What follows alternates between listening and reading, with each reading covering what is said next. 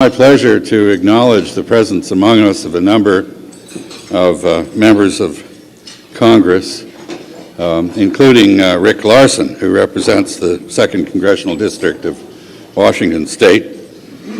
China is Washington's largest and most rapidly growing export market, and Congressman Larsen is a smart guy, so he co-chairs the bipartisan U.S.-China working group.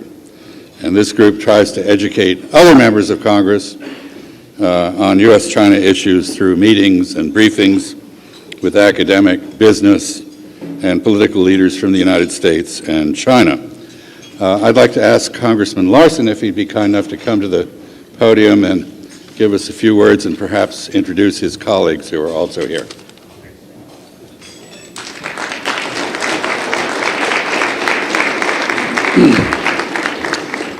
Right. Well, I know you didn't come here to listen to me, but I did want to have just a few comments of thanks. First to Ambassador Freeman for the opportunity and the U.S.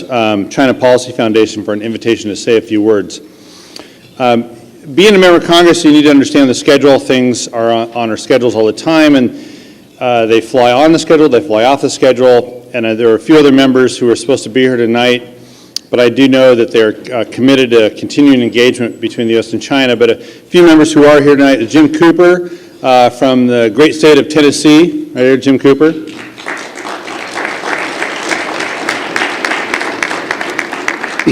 And Alan Lowenthal from a very small state just south of my state of Washington State. We don't pay much attention to California, but Alan's here as well. But I'm pleased to be here to celebrate the many contributions made to the U.S.-China relationship by this evening's guests of honor, Dr. Lin Qian and Ambassador Jim Sasser. Now, over the course of their careers in public service, Dr. Qian and Ambassador Sasser have both exemplified the traits that I think that we all seek from leaders: a bold vision, a tireless work ethic, and an unwavering commitment to the people that they represent. In the early 90s, following the conclusion of the Cold War, the U.S.-China relationship was in need of a renewed energy and a renewed vision, and Ambassador Sasser provided both. As the U.S. ambassador in Beijing, Jim was instrumental in creating the atmosphere necessary for greater political exchanges between the U.S. and China. And Dr. Qian has been instrumental during his career, advancing an engagement agenda with China. The recent advances in cross-strait business, cultural, and educational and travel relations are a direct result of Dr. Qian's tireless efforts. In 2005, then Congressman Mark Kirk and I formed the U.S.-China Working Group, and our goal, like the goal of Dr. Qian and Ambassador Sasser, is to encourage increased engagement between the United States, especially members of Congress, and Asia, China in particular. And we created this working group with the belief that much of this century's history will be written in this relationship. And this year, a new chapter in this history was rewritten as leadership changes in China unfolded and President Obama fielded a new foreign policy team, and engagement again became a central theme in that relationship. And I guess one of the lessons I've learned in the past 8 years of leading the U.S.-China Working Group is that members of Congress have an instrumental role in advancing the positive aspects of this relationship. A greater understanding of the history of the area, the culture, the politics, and leadership is a necessity if we're to grow and prosper as a country relative to our colleagues in China. And to help to expose members of Congress to China's rich heritage, to help educate members of Congress on the various relationships that make up this relationship, we've had 6 congressional delegations go to China.